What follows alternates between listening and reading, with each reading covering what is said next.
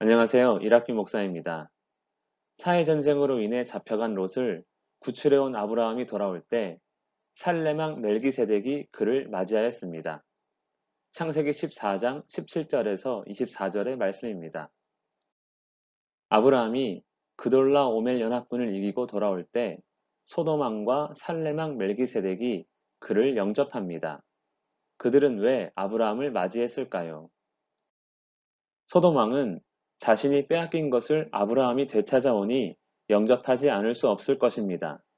그리고 살레망 멜기세덱, 그는 사실 사해전쟁과 아무 상관이 없는 자입니다. 또한 그 전에 그에 대해 우리는 들어본 적도 없습니다. 갑자기 나타난 그는 과연 누구일까요? 왜 아브라함을 영접했을까요?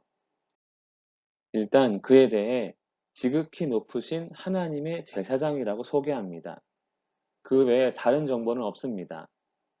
성경에 기록된 인물들 중에 가장 미스테리한 자입니다.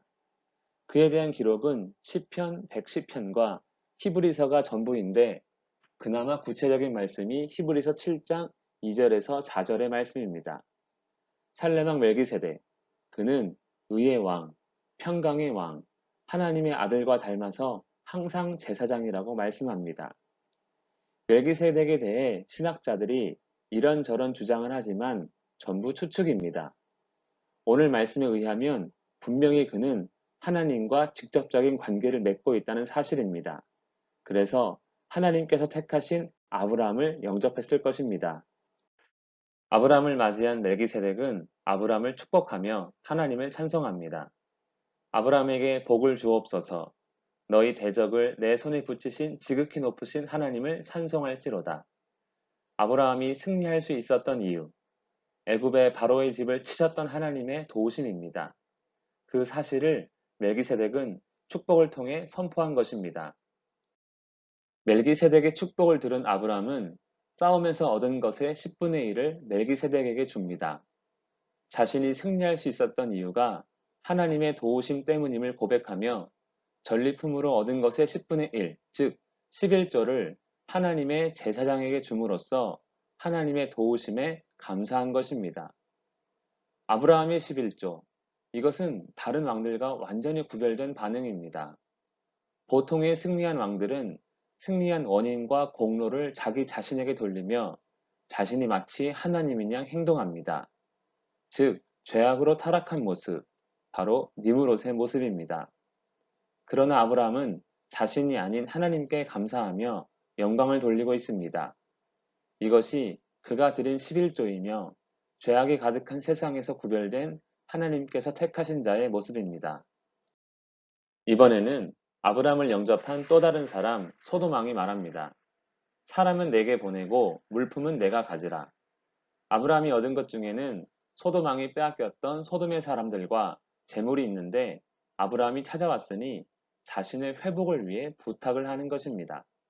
가장 죄악된 도시의 왕이 아브라함으로 인해 회복의 은혜를 경험하게 되었습니다.